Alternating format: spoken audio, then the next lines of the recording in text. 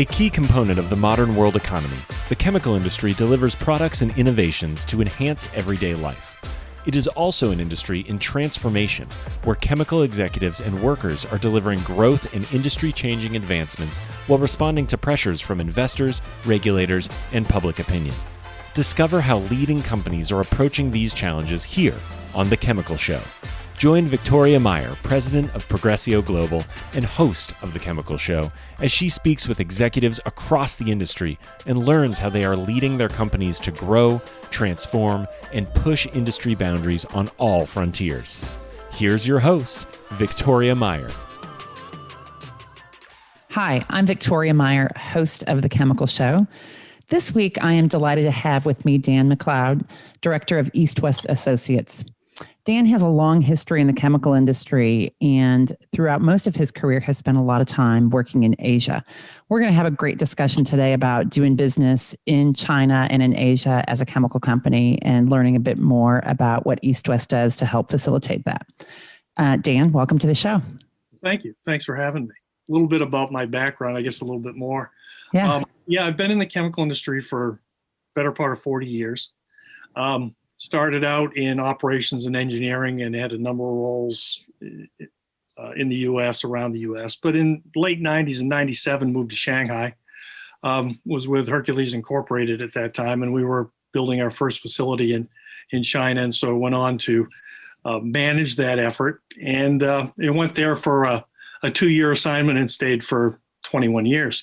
Wow. That's a long time. 13 of it was in China and also covered the region out of Singapore for about 7 years and then spent a little time in the Philippines as well. Mostly in an engineering operations management background, managed capital projects, had a little bit of experience running businesses at the time. For the last 3 years, I've been working with East West Associates. Now, East West started out in China in 2005, really working with manufacturing companies primarily that were trying to enter the market, or if they had been in the market and they were having operational issues, performance improvement, needed to develop their organization, find people, something also risk management concerns, fraud and corruption investigation, background checks, that sort of thing. So really a whole range of operational services focused on China. And then we've expanded beyond that into Southeast Asia, and the last few years into Mexico and Central Europe. And so in the last few years working with them. We have a chemical practice that we've started up in the last year, and I'm running that. And that's really focused on China and Asia and our experience we've gained in those markets I've gained and the people I've worked with over. Awesome. That's very cool. So China is obviously a critical market for chemicals, right? Both from an end use perspective, but also a lot of growth going on in China. So can you talk about that at all? Yeah, characterize the market. It's a $1.5 trillion market. It's huge. It's larger than the U.S. and EU combined, and it has been growing. And so certainly when I was first there, growth rates were substantial, starting from a relatively low base, mostly in, the commodity and basic chemicals. But starting in the late 90s, you started to see more, especially chemical investment. And for the next 15 years or so, growth rates on average of about 15% a year. So from a relatively small base, and now it's bypassed certainly U.S. and North America. And I mentioned the specialty chemical sector because early on, many foreign companies, particularly Western companies, were going there to really participate in that space. More recently, the last few years, those growth rates have tailed off, and it's now more tracking with GDP, 5 to 6% a year. But that's still a very substantial growth rate. Given their industry base, it's still a lot of growth. Right. The industry's a bit different than other parts of the world, and it's a mix between state-owned enterprises, which are very large, and in some cases designated national champions, which are being promoted, and then a growing domestic private industry sector, and then of course Western or other multinational companies are playing there. So it's a little different. Very fragmented marketplace. although that's changing. You've seen a significant amount of industry consolidation in the last 3, 4, 5 years, but it's still relatively fragmented, still relatively immature from a market standpoint. And another change, I guess, that's different from other industry in China is there's very little export from China to the rest of the world in chemicals. There is some, right, but it's not a major part of what they do. It's really primarily for domestic consumption. And if you go back 15 or 20 years, there's significantly more import into the country than there is now. It's really becoming a much more self-sufficient industry. And so you see U.S. and European companies, they do export into China, but it's a much smaller fraction of the industry than it used to be some years ago. Yeah, I mean, that seems to be by design, obviously, for China, which is, I guess, a great opportunity there, but also a challenge for all of the businesses. And if I think about the petrochemical boom that's taken place over the last decade in North America, a lot of that product is destined for China. And of course, as China becomes more self-sufficient, it's a challenging to that market and to the producers that are hopefully depending on that or presume that they would have that growth there. Yeah, no surprise to most people that the Beijing thinks about these things in long terms, and so the objective is very much to become self-sufficient in all strategic sectors in the economy, and the chemical industry is certainly part of that. Yeah. And particularly the more, when you talk about especially in fine chemicals and more cutting edge technology, that's really where there's an emphasis out of Beijing to become more and more self-sufficient in that field. Interesting. So you guys do a lot of work, East West does, with Western companies that are doing business in China or wanting to do business in China. So given this drive towards self-sufficiency, what are the challenges for international companies that are doing business in China or wanting to do business there? Oh, there's a number of them. And so we'll start with one major challenge that's particularly impacted the chemical industry, and that's around regulatory affairs and environmental awareness. And it's not necessarily that the environmental regulations are more stringent than you'd seen in the U.S. or Europe, but the enforcement of them in the last few years has been much more aggressive, much less of a collaborative relationship between regulators and industry. Whereas 5, 6, 7 years ago, if you had an issue, you could talk to your local regulators, you could figure out a solution to it, and you work towards a resolution. Now it's much more inspect, shut down until you fix your problem, and call us when you think you've got it fixed, and we'll talk about restarting. And that has hit a number of industries, and it's certainly across the industry, but not just Western companies, but it has an impact. Now, with Western companies, generally your compliance activity is very strong. You get good compliance, right. And so tends to be hit a little bit hard from a quote shutdown perspective. But where it really impacts companies in the chemical industry and cross industry is on your supplier base. If you have key suppliers that are domestic companies, and maybe they don't have the regulatory awareness or the compliance statute, sure, then they're going to be hit, and that's going to potentially cripple your business. So that's, from a regulatory standpoint, that's what you see. Interesting. And do you see that there's genuine progress being made? I mean, so do we, sure, and I think about the regulatory, and I think about pollution and, of course, sustainability and all those things, the environmental aspects. So it's to kind of improve their environmental profile. Is that what's going on? Yeah, you definitely see that. You definitely see that in quality of life. The most visible and obvious one is air quality, which 3, 4, 5 years ago was a huge issue, and much less of a concern now. Back Interesting. 5 years ago, everyone had an app on their phone that would give you real-time data on the particulate emissions in the air, for example, and whether you were red or yellow or green. Yeah.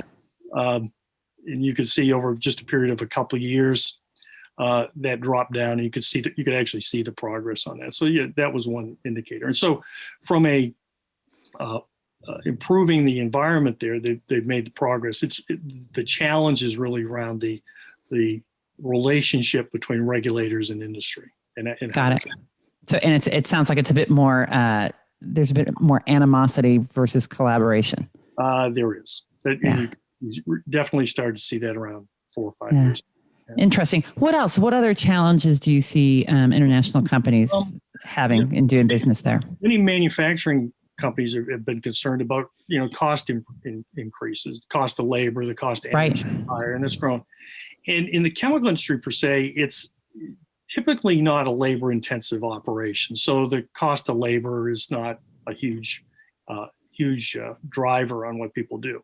However, many people in fine chemical or especially chemical sectors, their customers are being impacted by that. For example, the textile industry. A lot of textile manufacturers, leather manufacturers, they're leaving China. They've left China. They've gone someplace else. Where are they going? Well, primarily to Southeast Asia. Okay. Really, they're focused on low labor costs. So you see in the textile industry, you see a lot into Vietnam. That's now, and in both of those countries are really trying, because they've established a garment sector where that's high labor. They're also trying to move upstream of that and move the textile sector. So chemical companies are finding that in some cases their customers are leaving or being impacted more than they are per se by cost pressures. Another area that has certainly been a concern for many years, and improvement's been made, but it's still a long ways to go, is around IP protection. Now currently there is IP protection, and the courts will listen to foreign companies when they bring suits, and they will award in favor of foreign companies if there's an issue. The problem with that is generally the restitution, the penalty to someone who's appropriated your technology is not sufficient enough to discourage them from continuing or to start in the first place. Yeah. So the legal recourse is better than it used to be, but there's still not enough of a disincentive to do that. Yeah, that's been a hard area for a long time, right? So just the lack of IP protection and enforcement, and then the dilemma, particularly, a lot of chemicals. There is a lot of proprietary technology that goes into it, into the manufacturing processes, et cetera. So exposing that IP, that know-how, et cetera, is always a concern. And I've worked with some companies that are pretty tech heavy and technology licensing and elsewhere, and they have to think twice as they enter the Chinese market in terms of, because it's an attractive market in many, many ways, and yet it's also a challenging market in terms of defending your own position. The sort of the rule of thumb that I've heard over the years for a Western company when they're thinking about bringing newer technology in is that maybe we can protect it for 5 years.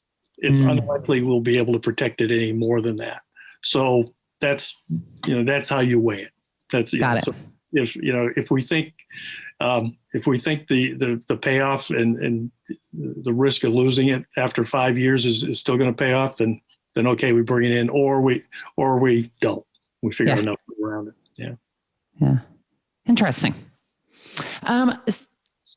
So obviously, one of the things you and I have talked about previously is that there also seems to be pressure on a lot of, at least some of the smaller, more established chemical operations are being forced to relocate. Can you talk about that? Yeah, sure. As the industry grew, say starting in 25 years ago, it grew. A lot of people jumped in. A lot of entrepreneurs jumped in. I was involved in an acquisition of a chemical company that the owners came from the motorcycle business, and they had money. they had no experience in the chemical industry, but it seemed to be a place where they could make some money. So there a lot of people jumped in without necessarily a lot of background. And where they located, well, it was a variety of industrial zones, some general purpose, some focused on the chemical industry, but much of the industry, particularly the smaller players, moved into sort of general purpose industrial zones.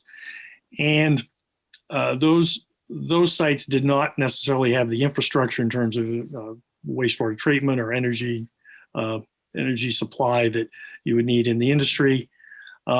Often they were sited in basically urban sprawl, began to approach them. So those sites were inappropriate. And so starting about 5 or 6 years ago, the Beijing started to look at both consolidating industry and forcing companies to move into specialized chemical parks. And that sounds like a good idea from an environmental and a safety standpoint. Sure. But the difficulty is, okay, now you've got companies that are in the wrong location. And many times many Western companies find that facilities that they had purchased, maybe they had purchased a local company, now they were, and it operated, they'd taken out the operation, now they were faced with having to relocate. You don't get your relocation expenses fully reimbursed. You can negotiate something typically, but it usually doesn't cover the costs. And so now recently they've been faced with those costs and decisions whether to move and where to move. Yeah. And your options are limited. At the time, again, say you have to go to a chemical zone, chemical park. At the same time, the government has acted on the poorer performing parks and closing those down. So there's a shrinking supply of those zones. Interesting. Huh.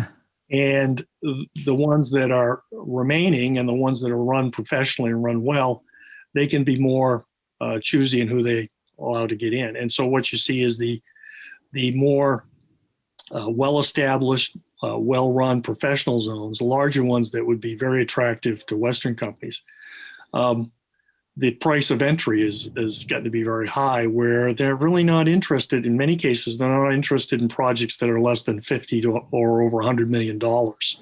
So the small to medium-sized specialty chemical company that's trying to find a place to set up shop now, they're really struggling, and That's interesting. So they're getting squeezed out a bit, and squeezed out of it, yeah. And then what are they? Establishing themselves elsewhere? Are they simply shutting down? What is it that you see? And I know you get involved in some of this. It's a combination. There's some people just walk away from the operation. Most don't, because the market is so large. But they find themselves having to move further away from the major population centers than they'd like. So you can find professional and well-run zones further west or further north from the economic centers in East China, Shanghai, the Yangtze River Delta area. But you have to go further away. It's harder and harder to find appropriate siting closer to that economic center. How is the industrial logistics infrastructure in China these days, right? So, I mean, if you're moving, for a long time, part of the centrality of locations also had to do with the infrastructure and the logistics of moving products. Is that still an issue? Has that improved? What are you guys seeing? It's certainly improved over the last 10 years or so. Highway system is well developed. And then the major waterways, rivers have always been used to transport. The Yangtze in particular has always been used for transportation. So that's pretty well established. So if you've got operations in the west that even as far as Chongqing, for example, all the way in the southwest, you can still move product by river to the major, to Shanghai and the ports. Rail is not used much for freight. The rail system is primarily passenger service, and they've got an excellent transportation rail system that most people have heard about. But very little of that is used for freight. So it's mostly barge, river traffic, or roadways, and it's improved substantially. And the port system for import or export is very large, very busy, but very sophisticated. So that works quite well as also. Yeah. How has COVID impacted doing business there? So I know, China had some of the first impacts. They took a hard shutdown line in a lot of the regions and at the ports and stuff. And so, here we are, 12, almost 18 months later. How has that played out for businesses in China and for businesses trying to perhaps grow or move or just do business in China? It's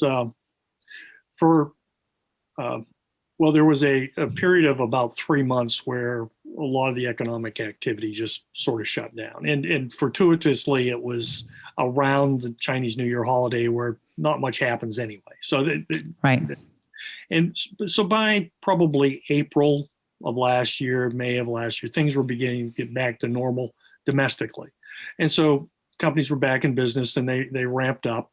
It took them a bit more time than normal because people weren't allowed to travel as easily, but that sorted itself out before the summer, certainly. And so economically, manufacturing industry, things got back to normal by last summer.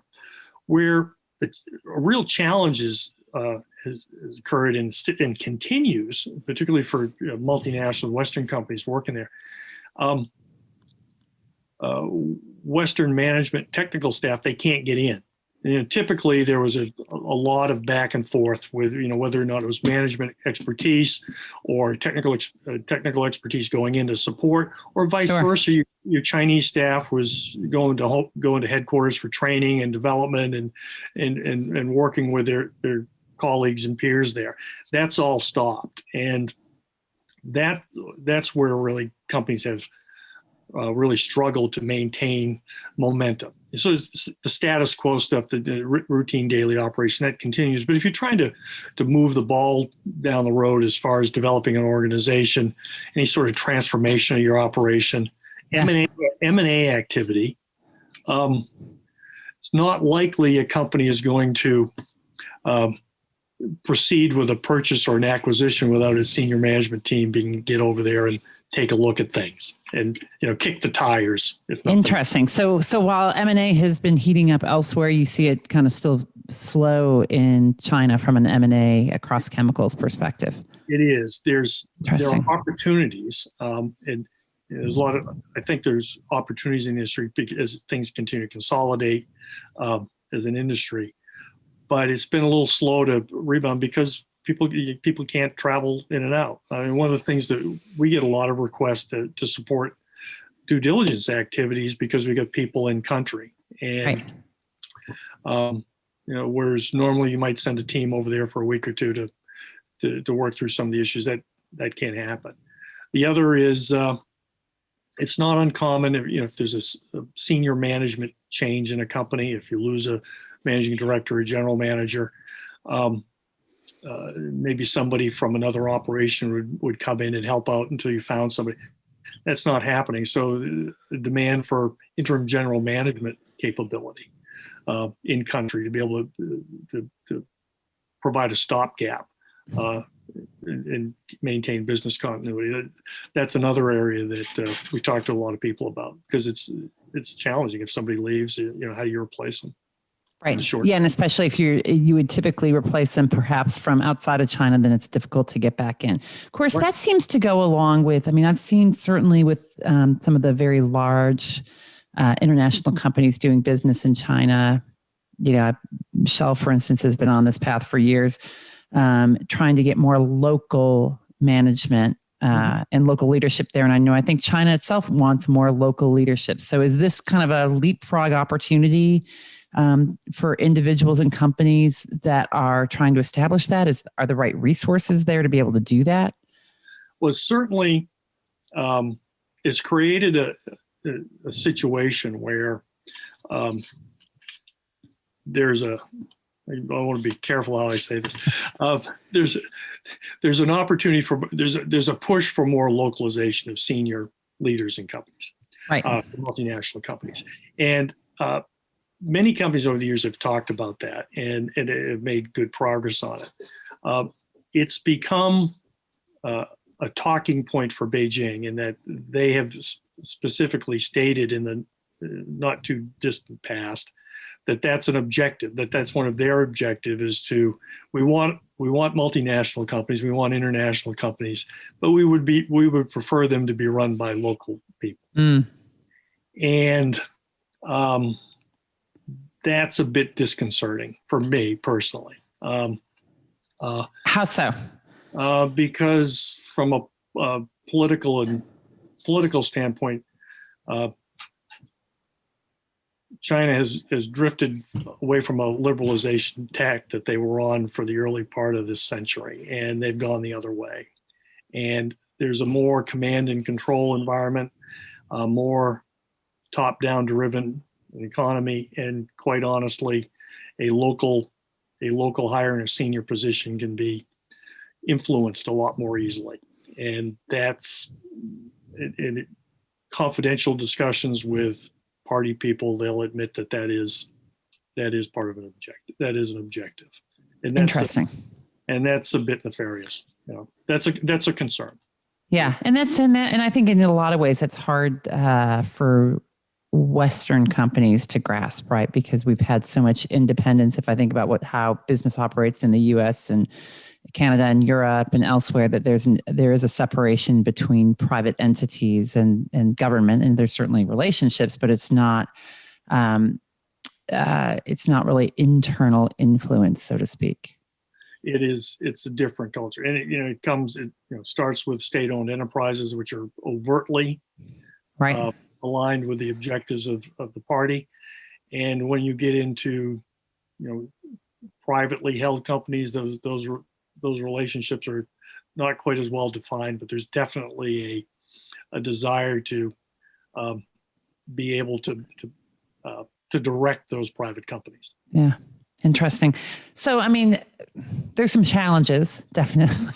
We've talked about a lot of challenges, and yet there's still opportunities, it seems. So, what are the opportunities that you see, and how do Western companies ensure their success in doing business in China? I guess some of the opportunities, some of the areas I see around, particularly specialty chemicals in certain sectors of specialty chemicals, and particularly those areas where related to, as the economy grows, as the standard of living continues to increase, things like personal care products, for example, are right, sophisticated. So if you're into that space, continuing to increase the opportunities, those businesses still growing, and particularly higher end applications of those. Packaging materials continue to get more sophisticated as you go through time. Environmentally friendly replacements for some older technology look very interesting. It could be adhesives, it could be coatings. There's literally thousands of small coatings manufacturers, or have been in China, many of them solvent-based. And so they're being pushed out through for regulatory reasons, and be able to replace them with more environmental friendly technology is an opportunity, certainly. Other opportunities where about 5 years ago, China came out with their Made in China 2025 policy, which was really looking to add high value industry sectors. Really, and it could be around electronics, it could be around aerospace, electric vehicles, battery technologies. There's about a dozen that were really targeted. So if you're in the chemicals space and you're supplying into those industries, there are opportunities, because the objective is to really make a quantum leap in manufacturing capability and technical know-how for the domestic industry. And so to the extent that foreign companies have some inputs into those industries that are needed to get there, they're going to be encouraged to come in and set up and produce there. We talked a little bit about M&A. It's been a little bit slow for Western companies, because it's hard to do due diligence, but there are going to be opportunities there. I talked about the environmental challenges, the more confrontational environmental regulation regime, regulators. and that's going to push companies out of business, or it's going to stress them. And so I wouldn't say it's a buyer's market, but there's a lot more opportunities there. And for Western companies, if you're in the market, I encourage you to become more aggressive, because certainly your domestic competition is aggressive in that field. There still the domestic your domestic competition tends to be much more entrepreneurial, freewheeling, and willing to take risks. And so I'd encourage you to act before they've snapped up all the good deals, I guess. Yeah, I think, in fact, that's interesting. I think risk is always, the risk profiles are different, right? I mean, I think not just across companies, but across regions. And I've always had a belief in, dialogues with colleagues and stuff, that there are some different criteria sometimes for doing business in China, what good business looks like in China, and what the willingness to do is. So that definitely plays into that risk profile arena. Mm-hmm. Yeah. Another area that maybe folks haven't thought about, but it's certainly something that I think about and talk to some folks about is, the high growth rates, the 15% growth rates of not too long ago. As your top line's growing, that covers a lot of problems in your operation. When you get down to growth rates at GDP rates, even though that's still 5 or 6%, that there's not that go growth. And so the importance of having good operating practices, whether or not it's good HR practices, environmental, but general process, be able to have a tight ship, running a tight becomes more and more important. And that's an area where most multinational companies excel. So sure, makes sense. Maybe you're not seeing the big top line growth that you were years ago, but you're more than likely competitively advantaged versus some other domestic players if you've kept your operations pretty tight over the previous years. Yeah, one of the dilemmas when I talk to companies about doing business in China and being competitive in China is around its cost competitiveness, right? So they say, well, they're not willing to pay. Right. And yet, you talked about the fact that there seems to be a desire to become a bit more sophisticated in certain markets, more sophisticated products and packaging and stuff. Do you see an increasing willingness to pay? Are they willing to pay, but they don't? Do you have to show them the value? Is there a different equation that is there a different value equation that takes place to figure this out? Very much depends from industry to industry. Okay. Certainly, there's been a lot of educating of purchasing agents over the years. Yeah. I understand the value. It's still a hard sell. Value is still a hard sell, but it's improving. And again, a lot of it depends on the end market, and a lot of it.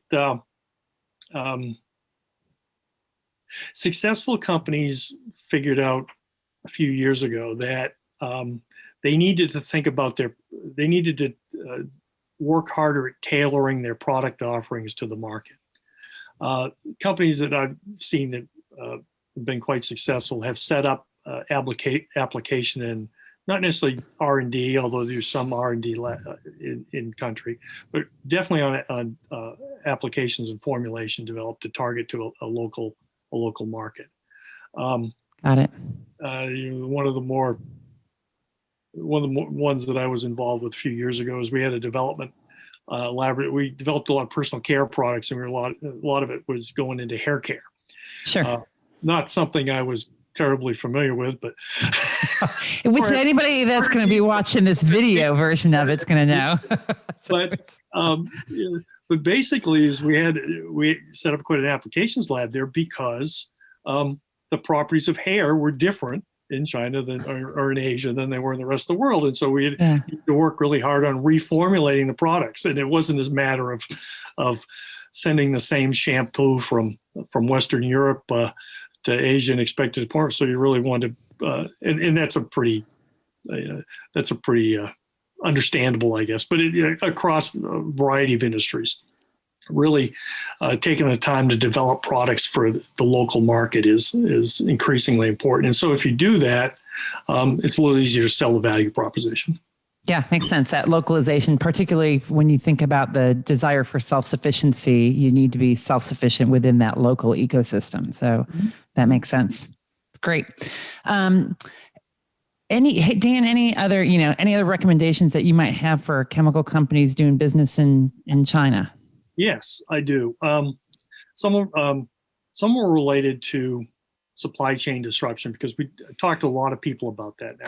That's been a big issue recently, in particular, right? A couple of things to consider. I mentioned environmental compliance is a concern and an emphasis there.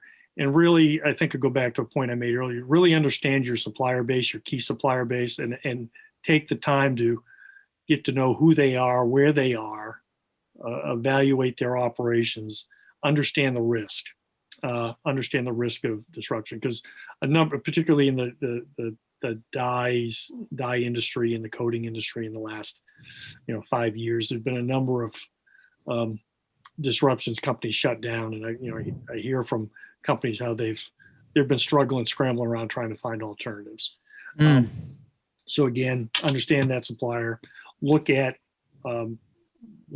expanding your supplier base on some key raw materials. And companies are actually starting to look outside of China, and that they can import in if they're concerned about some key materials. If the sector is a little bit problematical, if they're concerned about looking ahead to environmental issues. So importing from other parts of Asia, is that what you're suggesting? Primarily. And I've also talked to companies that because of the difficulty, I mentioned difficulty finding space for new operations, but also the permitting requirements become more difficult, more time consuming. I've talked to companies that are looking at actually setting up operations outside of China to, in part, supply their China operations. So you'll see people going to in particular, Vietnam now, not just for industrial manufacturing, but to set up shop to supply their China operations as well as for export, because they can get into business faster and easier, and it's worth the extra logistics cost to supply into China. So that's another thing to consider. I always tell companies to really develop relationships with your local regulators, particularly if there's going to be a change in regulation. The local folks have a fair amount of leeway in how it gets implemented, and so to have that relationship and understand, again, what's coming down the pipe at you, what's coming down in the future, and how they expect to implement those regulations. I've had experiences where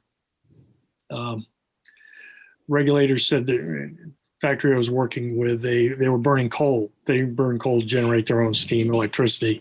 And they were told that they're going to have to change to gas, which eventually happened. But by working with the local regulators, they extended the timeline and made that transition a lot less painful than maybe a strict reading of the regulation would be. Got it. And then I'd encourage you, beyond local, develop some contacts. And it's, the large players in the chemical industry will have a government relations office to understand, but the smaller guys, usually you don't. Usually that's too big an ask, but you can develop some relationships with companies that specialize in looking at the regulatory environment, what's coming down the road, because very often the implementation timetable for these regulations is very compressed. And if a company's surprised by that, there's a lot of scrambling involved to try to do it. So to the extent that you can develop a crystal ball and be able to look out ahead using some resources, outside of resources, would be helpful for you. Yeah, absolutely. And I know you guys do, you've personally done decades of work in China, and I know that East West has as well. So how do you guys factor in and are able to help companies in that way? So yeah. We do a fair amount of site selection work. We do a fair amount of relocation of facilities, shutdown of facilities, which is a difficult topic for some people. It's always challenging to shut something down. But from a regulatory and execution standpoint in China, there are special challenges associated with that. And we've got quite a bit of experience with that, and as difficult as it might be, if you manage it well, it can go smoothly. And absolutely. So Dan, I know you've been landlocked in the U.S. for the last 18 months or so. So are you planning to get back to China when we do travel reopens? Yes, I hope. I'm going to wait until the quarantines are less onerous. It's now 14 days in a hotel room where you don't leave. That's no fun. That's no fun. And I know several people that have gone through it. They've had to get back to their life. The timing of the pandemic was, around a Chinese New Year holiday where many Westerners were already out of the country. Right. And so, they were out. They got stuck out for several months, and they weren't allowed to get back in until first person I knew got back in July of last year. He'd been away for 6 or 7. Wow. Away from it. But anyway, when the travel restrictions are lifted, then I'll be back working. I hope. That's awesome. Well, Dan, I really appreciate your time today. This has been a great conversation. If people want to get in touch with you or to find out more about East West Associates, how do they do that? You can check our website, East West Associates. You can find us on LinkedIn.